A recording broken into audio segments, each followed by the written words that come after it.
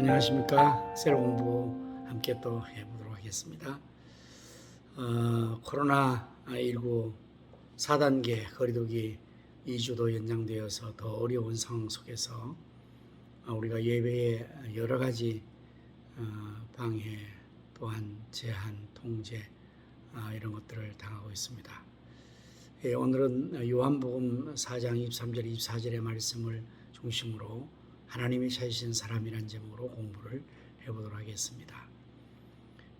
본문의 말씀 가운데서 예수님께서 사마리아 땅으로 들어가시게 되셨는데 이 부분에 대해서 본문 요한복음 4장 3절 4절의 말씀 보면 예수님께서 유대에서 갈리로 가실 때에 사마리아 땅으로 통과하여야 하겠는지라 하는 의도적인 표현이 있습니다. 다시 말하면 예수님께서 사마리아 땅으로 의도적으로 들어가셨다는 것입니다. 왜냐하면 당시의 유대인들은 사마리아 땅을 통과하지 않았던 것을 알 수가 있습니다. 본문 9절의 말씀을 요한복음 4장 9절의 말씀을 보면 사마리아 여자가 이르되 당신은 유대인으로서 어찌하여 사마리아 여자인 나에게 물을 달라 하나이까 하니 이는 유대인이 사마리아인과 상종하지 아니함이라 이렇게 말씀을 기록하고 있습니다. 당시 유대인들은 이 말씀처럼 사마리아인들과 상종하지 않았고 그러니 사마리아인의 땅을 통과하지 않았던 것입니다. 이들이 이렇게 한 것은 이스라엘 과거 역사에서 이스라엘 나라를 아수르라는 나라가 침범해 왔을 때에 아수르 나라가 사마리아 지역을 점령했습니다. 그러면서 유대인 여자들을 성적으로 유린했고 그때의 유대인들, 사마리아에 있는 유대인들이 거룩한 아브라함의 자손의 혈통을 이제 더럽혔다는 사실입니다. 이 일 이후로 유대인들은 사마리아인들을 상종하지 않고 창기와 세리와 죄인과 같이 취급을 했던 것입니다. 이런 상황 속에서 예수님께서 의도적으로 사마리아 땅으로 통과하여 들어가신 것입니다. 자, 1번. 그렇다면 왜 예수님께서 이 사마리아 땅으로 들어가셨다고 할 수 있을까요? 그것은 바로 그 사마리아 땅에서 한 사람을 찾기 위해서 가셨다고 볼 수가 있습니다. 6절에서 7절이죠. 6절 7절 말씀 보면 거기 또 야곱의 우물이 있더라. 예수께서 길 가시다가 피곤하여 우물 곁에 그대로 앉으시니 때가 6쯤 되었더라. 사마리아 여자 한 사람이 물을 길로 왔음에 예수께서 물을 좀 달라 하시니라고 되어 있습니다. 때가 제 6시쯤 됐다. 이 시간은 유대 나라의 6시는 우리 나라의 12시입니다. 곧 정오 낮 12시죠. 이때 사마리아 여자 하나가 물을 기르러 거기에 온 것입니다. 자, 이 여자는 어떤 여자일까요? 왜 낮 12시에 물을 기르러 왔을까요? 유대인들은 낮이 너무 덥고 뜨겁기 때문에 활동을 하지 않습니다. 그런데 이 여자가 이 낮 12시에 물을 들어온 것은 사마리아인들조차 이 여자를 상대해 주지 않고 왕따를 시키기 때문입니다. 이 여자는 예수님께서 말씀하신 말씀을 물어볼 때 남편이 6명이나 가르치는 여자입니다. 그러니까 부정한 여자죠. 그래서 유대인들조차도 이 여자를 상대해 주지 않아서 이 여자는 어쩔 수 없이 사람을 피해서 아무도 찾지 않는 그 시간 낮 12시에 물 들어오게 된 것입니다. 예수님께서 사마리아 땅으로 들어가셔야겠다 의도적으로 들어가신 이유는 바로 이 한 여자.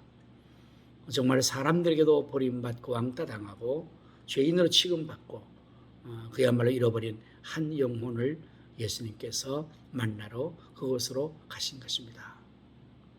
하나님은 늘 이렇게 우리들에게 찾아오시는데요. 특별히 예수님 하나님은 죄인들에게 찾아오시는 겁니다.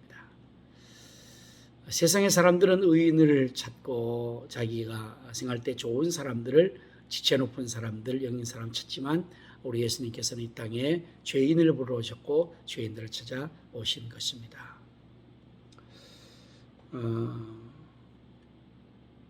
오늘도 우리 가운데서 이 사마리아 여인처럼 사람들조차 상대되지 않고 또 상대해 주지 않고 왕따를 당하고 소외되고 버림받고 이러한 사람들에게 예수님께서 찾아오십니다.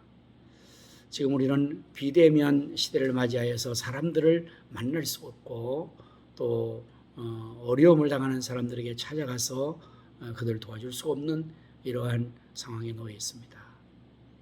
병원에 입원해도 병문안도 하지 못하고 요양병원에 가족들이 있어도 면회조차 할 수 없는 상황입니다. 또 우리 성도들에게 가정 신방이나 가까이 갈 수 없는 이런 어려운 상황에 놓여 있습니다. 하지만 이런 때 우리 예수님께서는 찾아가실 수 있고 또 예수님은 특별히 우리 성도를 남달리 어려움 당하는 그러한 성도님들에게 우리 예수님이 찾아가셔서 사마리아 여인에게 베풀어 주셨던 하나님의 주님의 은혜를 베풀어 주시기를 바랍니다. 구원과 치료와 회복의 역사를 우리 예수님 찾아가셔서 이루어 주시기를 바랍니다.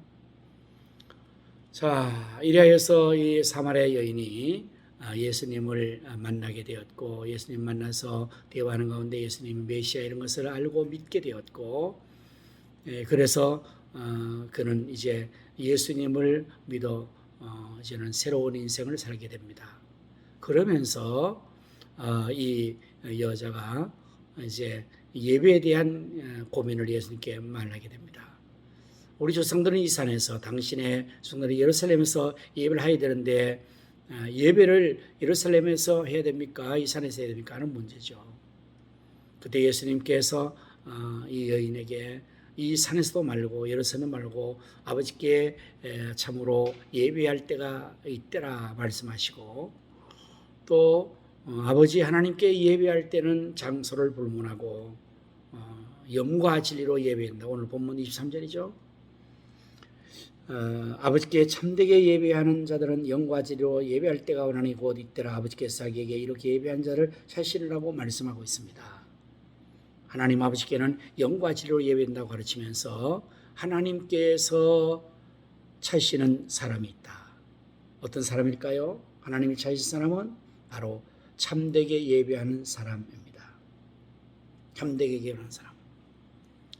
곧 성령과 진리로 예배하는 사람을 찾는다고 말하고 있습니다. 5번 예배는 그럼 어디에서 드려야 합니까? 예수님께서 사마리아 여인에게 말씀해 주셨습니다. 이 산에서도 말고 예루살렘도 말고 아버지께 참으로 예배하는 영과 진리로 예배하라. 그 장소의 문제가 아니라 그 중심에 참 성령과 진리로 참되게 예배하는 것이 중요하다고 가르치고 있죠. 자, 우린 여기서 한 가지 짚고 넘어가야 될 게 있었습니다. 예수님께서 이렇게 장소가 어든 괜찮다고 말씀하여 주신 것이 성전의 예배를 무시하거나 그것이 필요 없다고 말하는 것으로 오해하면 안 됩니다. 자칫 이 예수님의 말씀을 근거로 해서 사람들은 예수님도 그렇게 말씀하지 않냐. 어디 예루살렘 성전에 꼭 나가야 된다고 말했느냐. 예배는 어디서나 드리면 된다. 그러므로 교회 나갈 필요 없다. 이렇게 논리를 세우는 것은 매우 잘못되는 것이죠. 예수님께서 이렇게 말씀하신 이유는 이 여자, 사마리아 여자가 예루살렘 성전에 갈 수가 없습니다. 유대인들이 상종해 주지 않기 때문에. 할 수 없으니 예수님 차선책으로 어디서든지 하나님 앞에 영과 진리로 예배를 드리려는 것입니다. 오늘 코로나 시대를 맞이하면서 우리들에게 예배 위기가 찾아왔습니다. 많은 성도들이 하나님 교회에 나오지 못하고 또 이런 상황이 1년 7개월 되면서 정말 하나님 성전에 나와서 예배드리는 이 일을 놓칠 수가 있습니다. 그러나 우리 성도는 반드시 기억하십시오. 최선의 예배는 하나님의 성전에 나와서 하나님 앞에 함께 드리는 예배입니다. 예루살렘 성전에 나갈 수 없을 때 차선으로 어디서든지 드려야 된다는 이 말씀을 우리가 잘 기억하고 지금 코로나 4단계로 성전에 나올 수가 없습니다. 정부에서 나오지 못하게 규제를 하고 있기 때문에 이런 때는 우리 각각 처소에서 하나님 앞에 온 가족과 함께 영과 진리로 온 마음으로 예배를 드리고 이제 또 하나님께서 성전에 나올 수 있는 길을 열어주시고 코로나가 이제 진정되어지고 마음껏 이전처럼 성전에 나와 주일 예배를 드릴 수 있다면 우리 모든 성도님들은 성전에 나와서 함께 예배드리는 이 예배의 성공자가 다 될 수 있기를 바랍니다. 성전에 나와서 예배드리는 것이 최선이고 어느 곳에서 드리는 것은 자선이라고 말할 수가 있습니다. 자, 참으로 예배하는 사람은 어떻게 예배해야 된다고 말합니까? 영과 진리로, 성령과 진리로. 이것은 성령님께서 인도하신 대로 성령의 감동대로 해야 되는 것과 진리는 하나님 말씀이죠. 그래서 예배를 드리는 것도 우리가 임의로 내 뜻대로 내 마음대로 내가 좋아서 사람 방법이 아니라 하나님께서 제시한 성경의 말씀의 방법대로 드리는 것이 되어야 참된 예배가 될 수가 있습니다. 예배는 생명과 같은 것입니다. 우리 하나님 백성들에게는 예배가 참으로 모든 것의 우선입니다. 그러기에 하나님께서는 참으로 예배한 자를 찾으신다고 말씀하고 있습니다.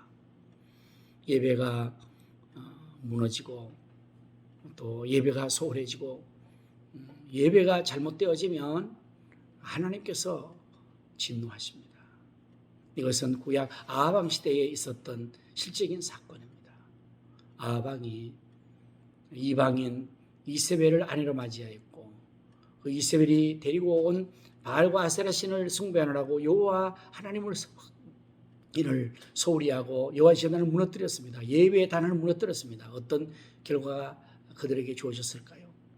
하나님께서 하늘을 닫아버리고 그러므로 이 땅에 비도 이슬도 내지 않으므로 생명이 무시하는 모두 다 말라 죽는 피폐한 멸망의 지경에 이르게 된 것입니다. 예배가 허물어지고 예배가 실패되니까요. 그러나 다시 엘리야 선지자가 이스라엘 백성들을 갈멜산에 모으고 바알과 선지자가 기도의 대결 예배의 대결을 하여서 하늘로부터 불을 내리고 하나님 살아계심을 증거하며 그 제단이 살아있는 예배의 제단이 될 때에 예배가 회복될 때에 하나님은 다시 그 땅에 3,6개월 내리지 않던 비를 내려주신 거예요. 비를. 그러니 풍년이 모든 생명체가 살아나고 풍요로움이 가능하게 될 것입니다. 코로나시대의 예배 위기를 우리가 맞이하고 있는데 이럴수록 우리는 더 예배를 중요하게 생각하고 하나님이 찾으시는 자가 예배자라는 사실을 생각하면서 우리 자신이 바로 하나님 찾으시는 그 예배가 될 수 있도록 사랑하는 성도 여러분들 예배 생활에 좀 더 힘쓸 수 있기를 바랍니다. 주일, 수요일, 금요일 매일 새벽기도에 성전의 예배와 더불어서 우리 셀들이 셀 예배를 셀 제단을 다시금 수축하여서 잘 드릴 수 있기를 바랍니다. 우리 셀 예배가 살아나면 우리 셀 가족들이 살아나고 셀이 살아나게 될 것입니다. 바쁘고 피곤하고 힘들고 어렵다는 이유로 예배를 소홀히 하고 예배단이 무너지면 이제는 모든 것들이 도미노와 같이 무너지게 될 것입니다. 우리 모두 하나님 찾으는 바로 예배자가 다 될 수 있기를 예수님의 이름으로 축복합니다. 사랑합니다.